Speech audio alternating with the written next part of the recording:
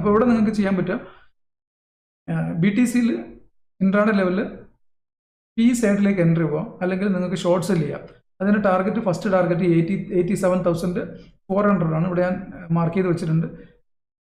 Next target 84,000 ആണ്. ഇതുവരെ നിങ്ങൾക്ക് ഈ ഒരു ഫോൾ എക്സ്പെക്ട് ചെയ്യാം. നിങ്ങൾ ഈ ചാർട്ട് തന്നെ നോക്കിയാൽ മതി, നിങ്ങൾക്ക് കൃത്യമായിട്ട് മനസ്സിലാക്കാൻ പറ്റും.